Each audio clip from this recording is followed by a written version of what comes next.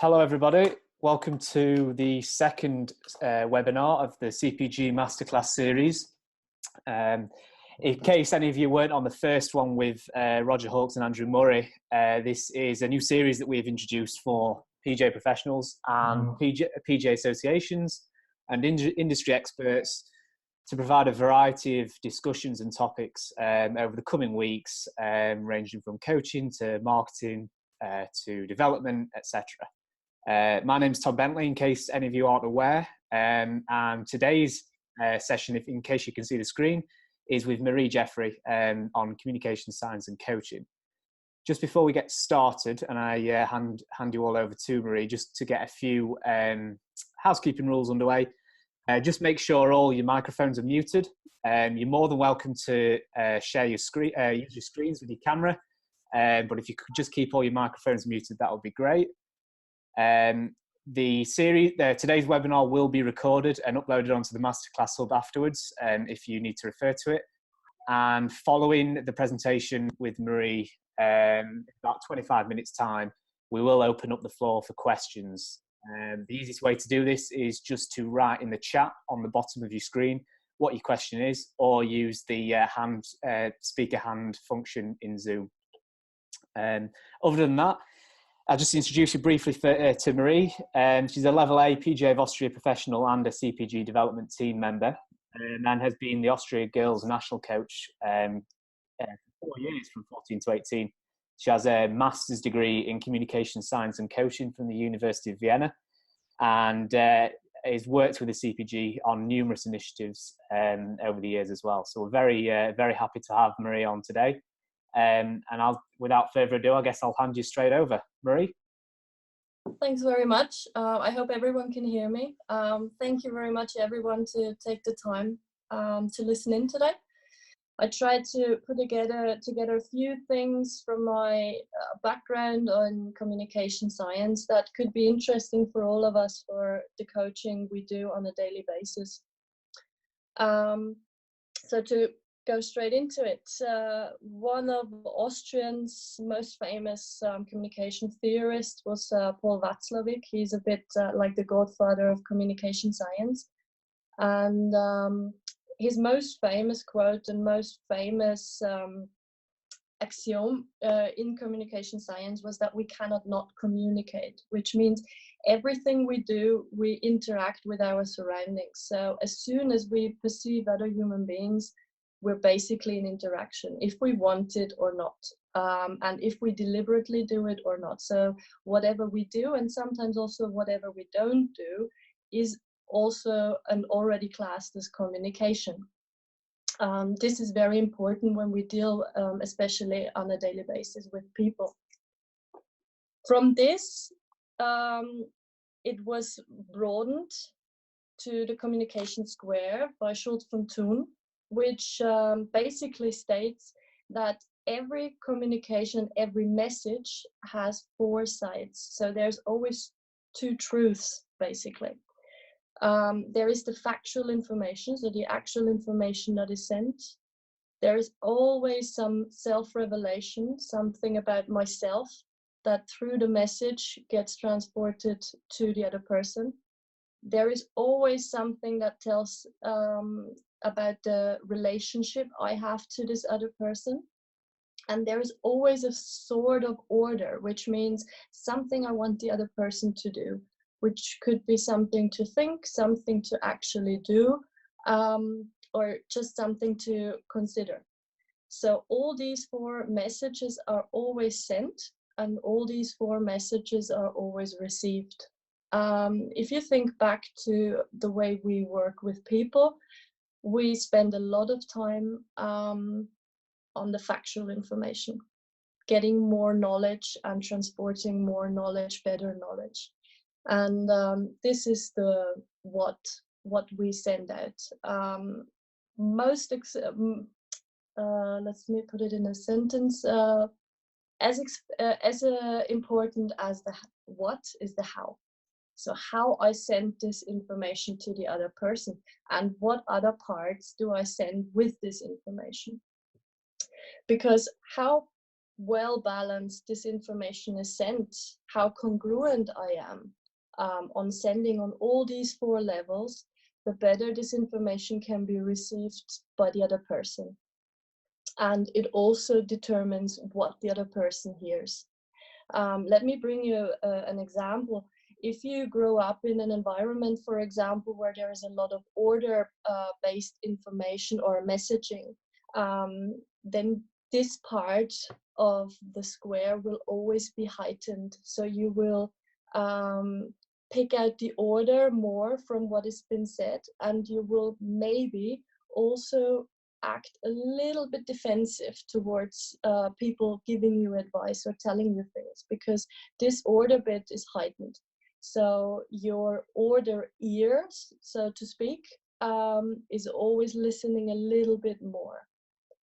If we go to the next slide, then you will see these 2 sides of the coin. So you will always have what the transmitter sends out and what the receiver hears. And Toon called this basically the 4 voices and the 4 ears.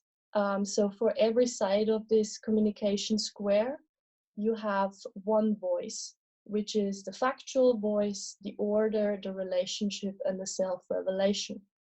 And it depends now, like I said before, how well do I balance and send out on all these 4 levels?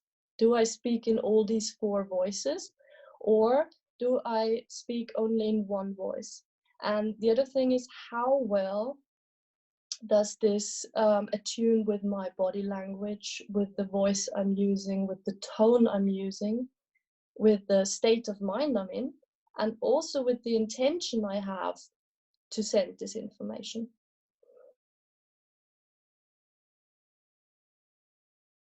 Important is what we sometimes don't see is what the receiver gets. So the ears the receiver has when he listens to information that we send out, which is when he gets factual information, he asks himself, is this information true? Is this information relevant for me? Do I need it? Is this information complete? Do I need any additional nuggets to make it a full picture? The other thing is, he asks himself, what should I do with this?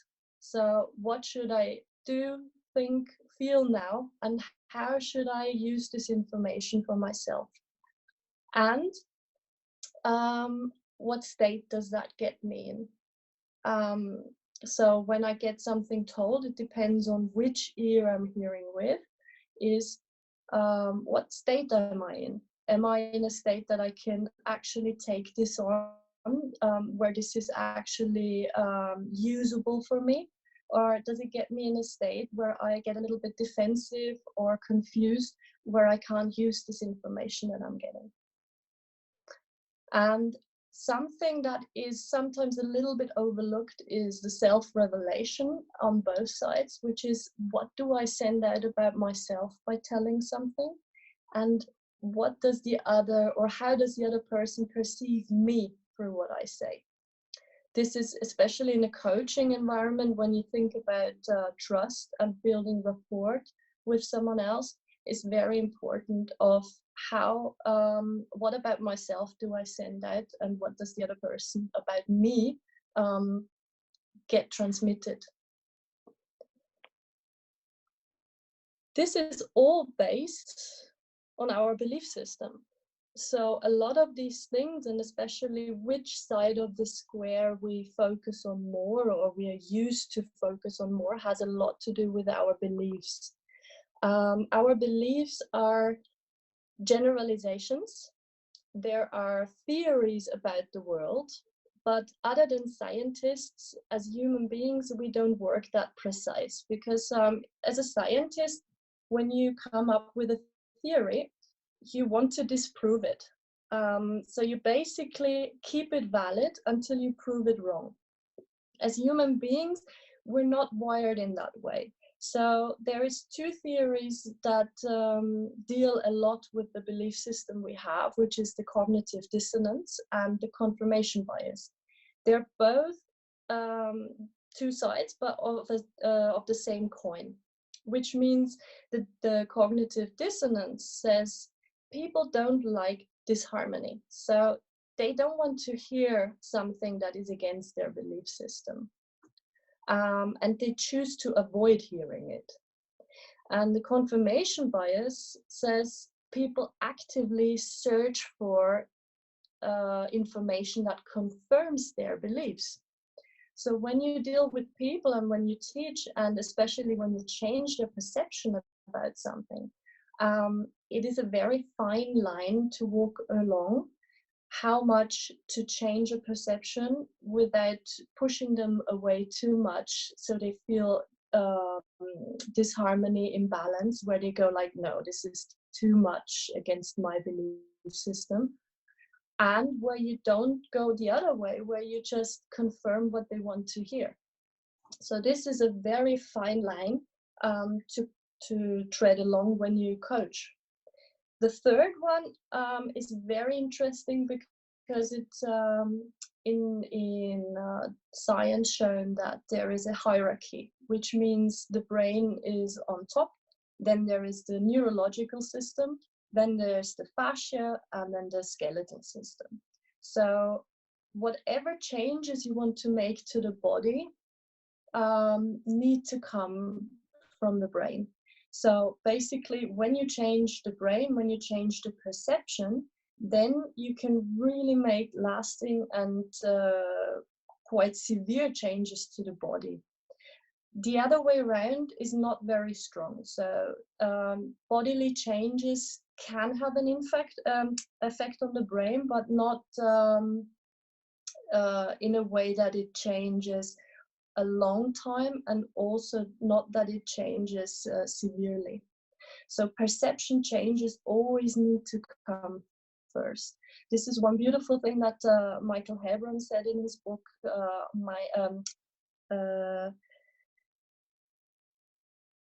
Mindsets before skill sets.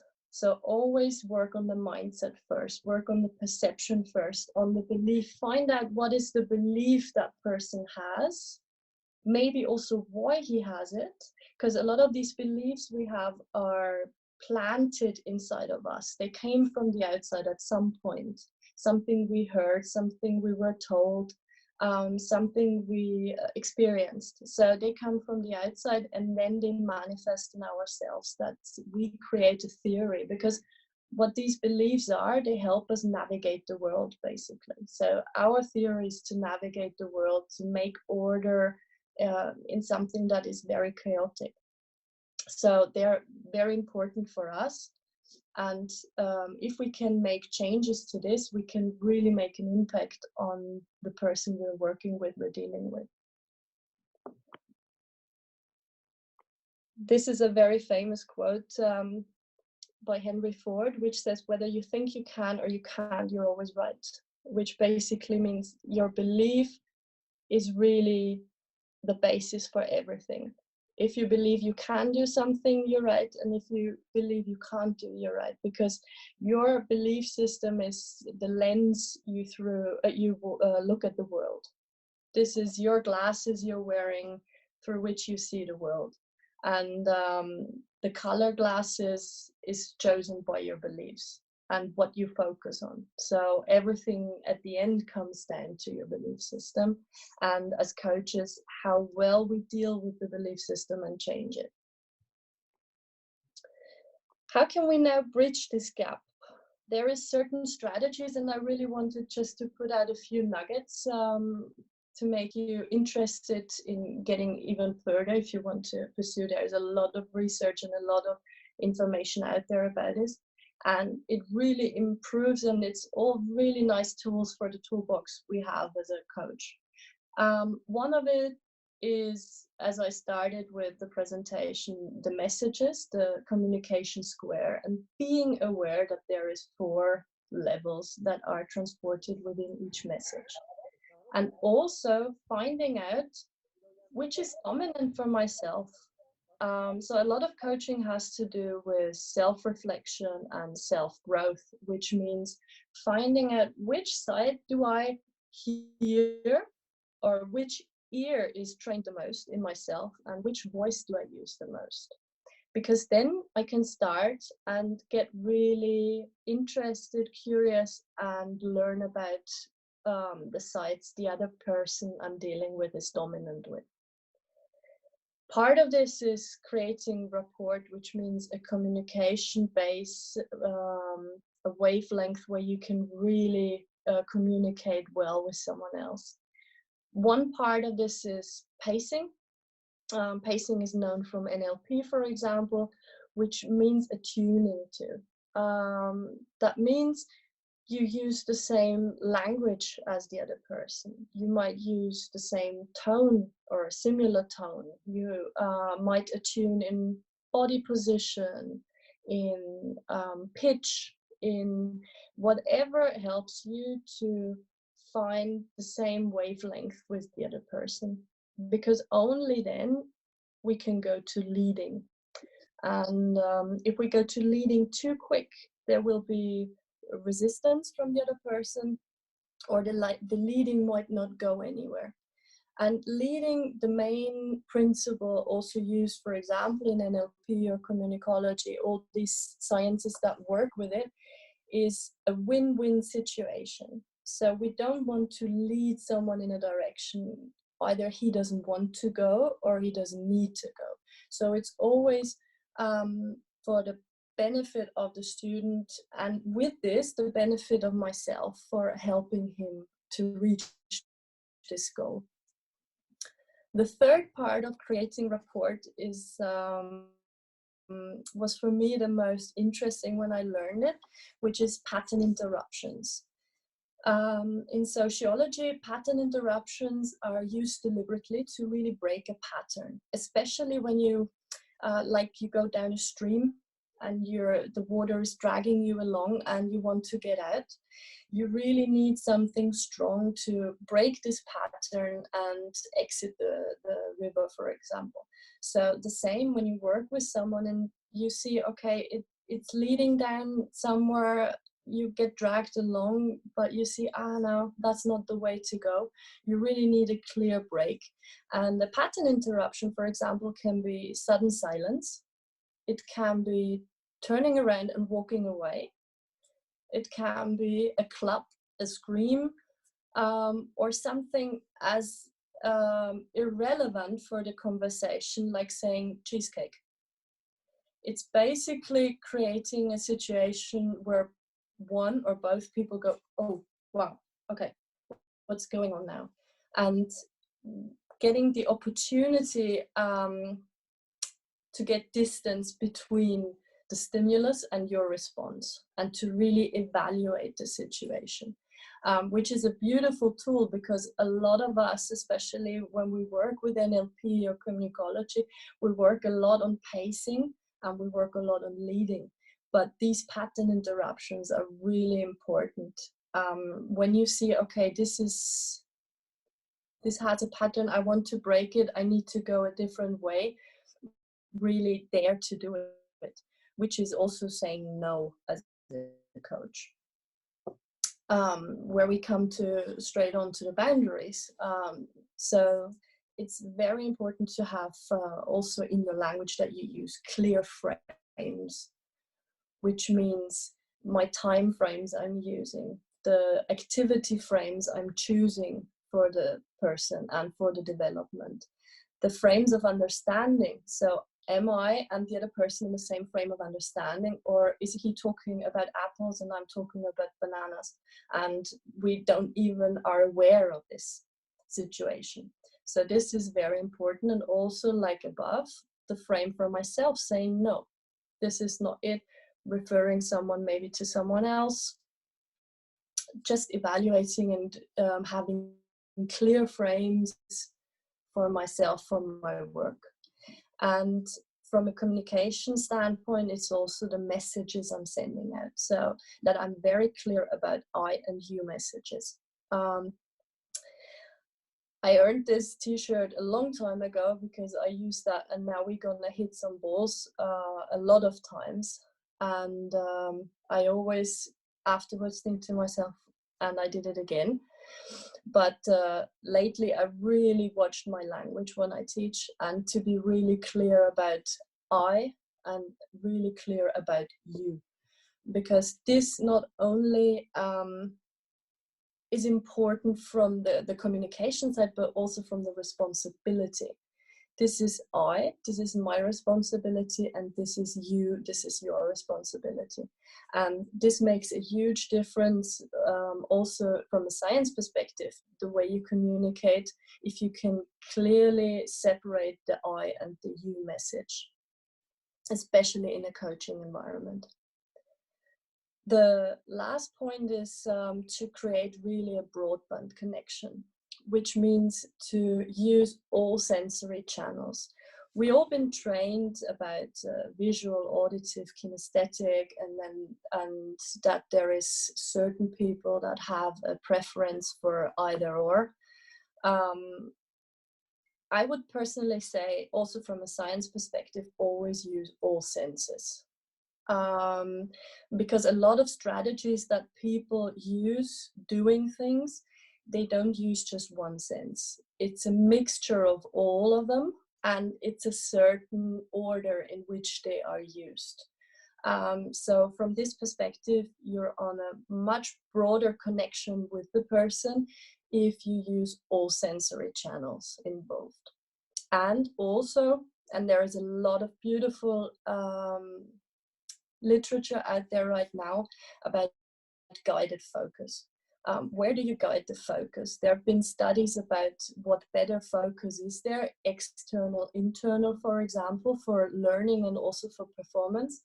And it's a very interesting field, because you can really guide someone's attention and also use cues, use messages, use nuggets that they can really that are usable for them, not just something that sounds good, but something that directs them directly, like an archer when he aims his arrow and he really focuses on that target. So it helps the words we use, the language we use, the way we create focus in the person really helps to guide their attention and narrow their attention to where we would like it to be for them to perform well and to make changes they want to achieve.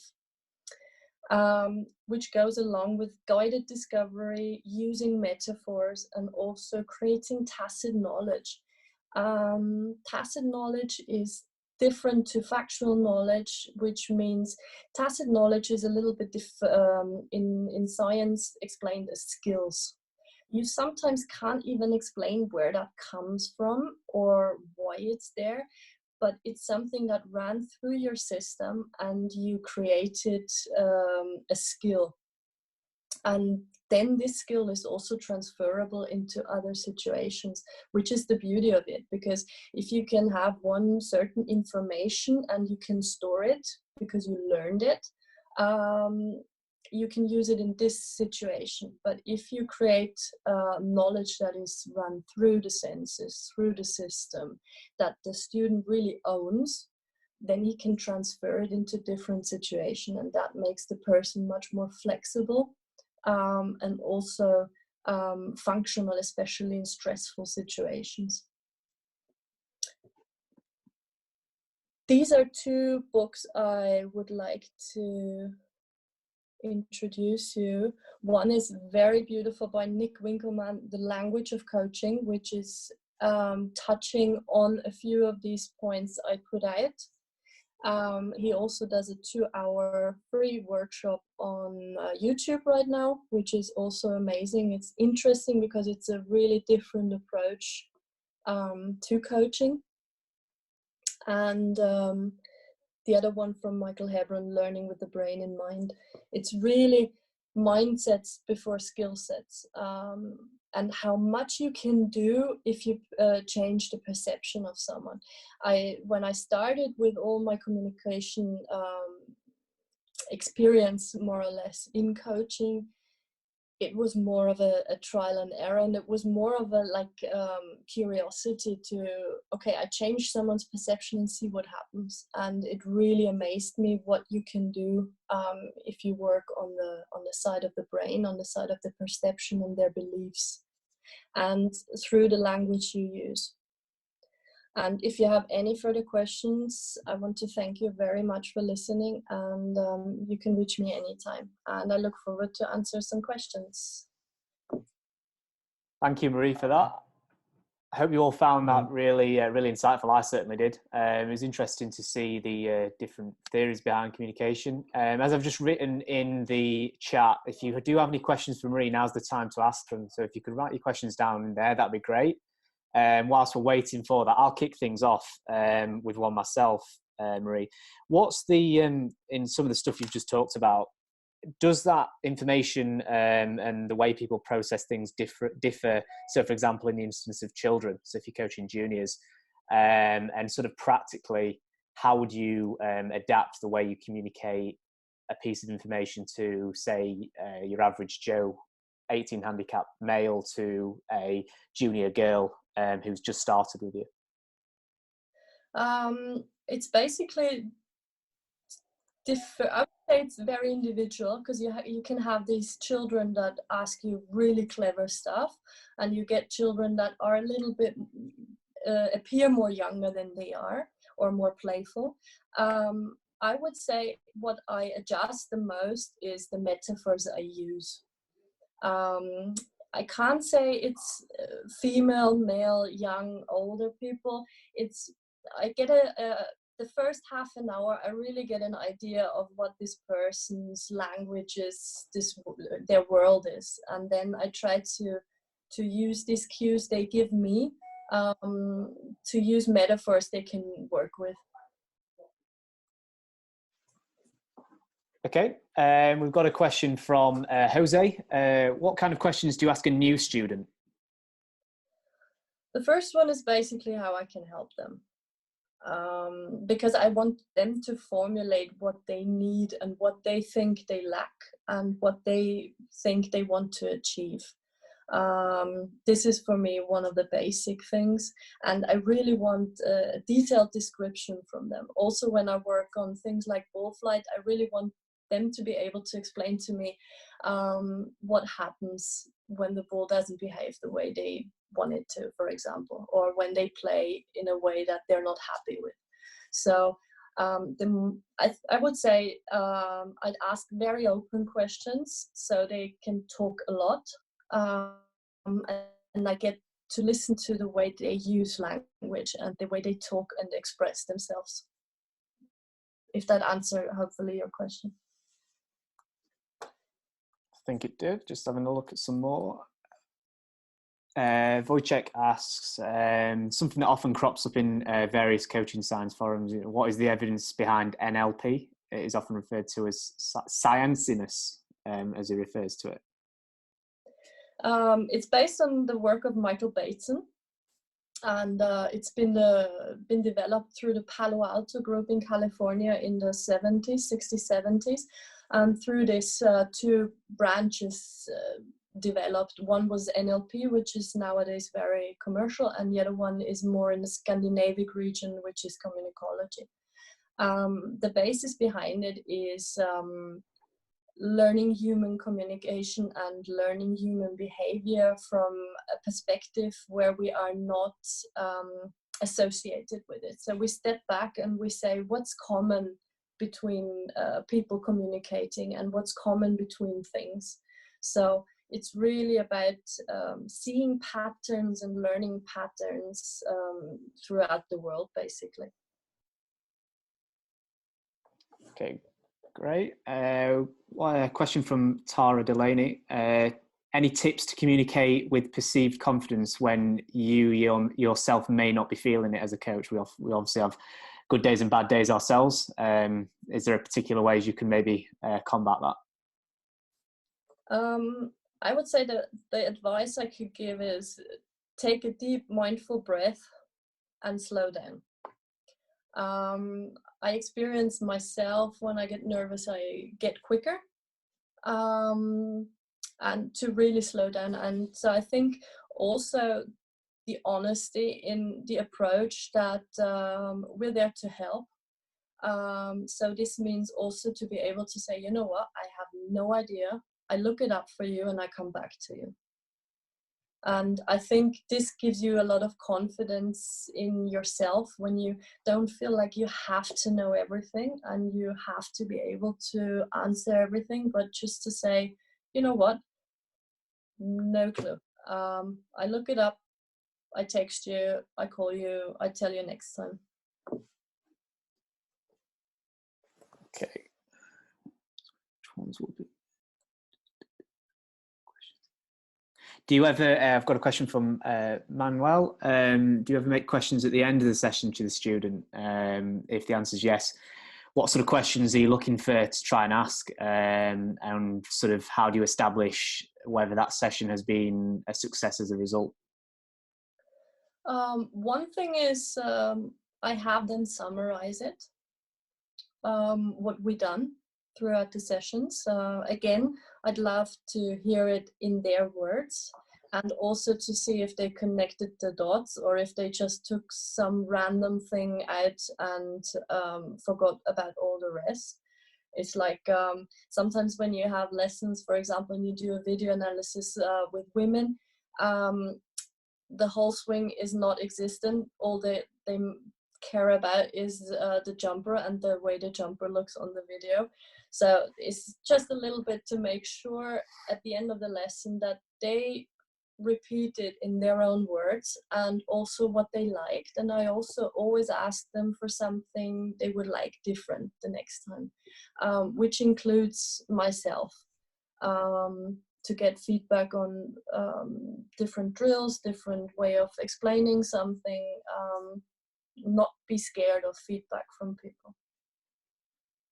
Okay. And then another question from MC Cortina. Is there a certain pace of speaking that is best? I guess, you know, does that change from person to person, or is there an optimal for everybody? It's individual, what your style is, style frame. It's also dependent on the context. So for example, if you enter a church, everyone normally starts talking very slow and very low volume, for example. So because the surrounding gives it for you. The same is true as a pattern interruption. For example, in kids training, often when the environment gets really loud and out of control, I just start talking really, really slow and really quiet. And then you can see they can't hear anything anymore. So I don't try to overpower them with my voice. I just lower my voice. And then suddenly they go, okay, and listen. So it's individual. I think you have to be confident in the way that you don't have to try to be different than you are. It's just sometimes you have people that talk in a very specific way where it can help to adjust a little bit to the way they are talking. So if you have someone that is very exaggerated and talks very fast, for example, it helps to just up your speed a little bit to adjust to that other person instead of staying in maybe your style, which is very calm, very low voice. Okay, great. Question from Clara. I think this is something I've had from coaching myself a little bit, is that, you know, if you're coaching somebody who's perhaps older than you, or maybe a very good player, what sort of tips do you do to be seen credible and convincing? Often that can be a challenge when coaching. If, say, for example, you're a lot younger than somebody else. I tried that a lot at the beginning, and then I completely stopped. I changed my belief to the one that it's if he comes for a lesson with me, he's at least interested in what I have to say. And it's okay for me if he listens to my opinion and says, that's rubbish, I go somewhere else. So in some way I try to stop proving myself. And with this, people feel that. In German, it's a little bit different as well with this, because we don't use you like you have in English, where it's general. We have different forms for formal and informal. So this also creates a little bit of different respect, so to speak. Okay, great. And then one final question from Femi. Is it advisable to call off a lesson if it's obvious that a student is emotionally imbalanced? I didn't quite get that. Call it off, or? Okay, so if you have an instance where it's clearly obvious that a student is perhaps emotionally imbalanced, is there ways around dealing with that, or is it more a matter of to call off a lesson and reschedule? I've been dealing with a lot of situations in coaching where the student was in some way imbalanced. This could have been like even a personal tragedy, or something that happened, or anger. This I can really deal with. For me, there is a boundary. I had that so far once where I really felt myself completely uncomfortable, and where I knew there is such a bad vibe here. And then I stepped in and I said, listen, I'm sorry, but I don't think this is working.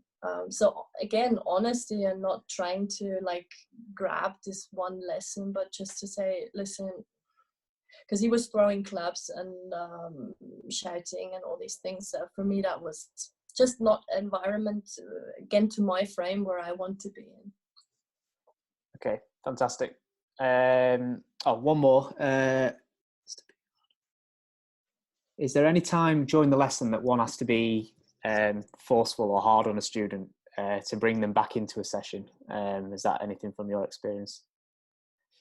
For me, that hardness comes through pattern interruptions. And they don't even have to be hard in that way. So, I mean, saying to someone suddenly like, come on, just focus, look here, is in some way a pattern interruption. I had that, for example, once with an elite player I worked with, and I said, where was the weight at impact? And the answer was the ball was going left. And I just looked at her and I went like, cheesecake. And she looked at me and she went like, what? I said, well, that has exactly the same to do with what you just said. My question was, where was the weight? So you can use pattern interruptions or be hard in a very soft way as well.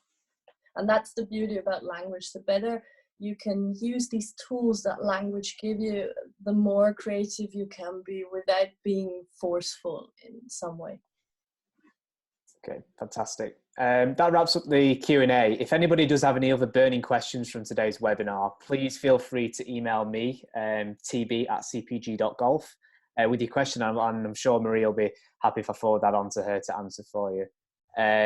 Once again, thank you everybody for taking part in the webinar today. I hope you really enjoyed it. And thank you to Marie as well for giving up your time today to speak to everybody. It's really appreciated. The next webinar is on Thursday. It's titled A Game for Everybody with Tony Bennett, focusing on golf development and personal development. And then Friday is Your Professional Why, Identifying It and Achieving It with Ian Peake. So I hope to see you all next on the next webinar. And again, thank you very much for all attending today's. Thank you. Thanks.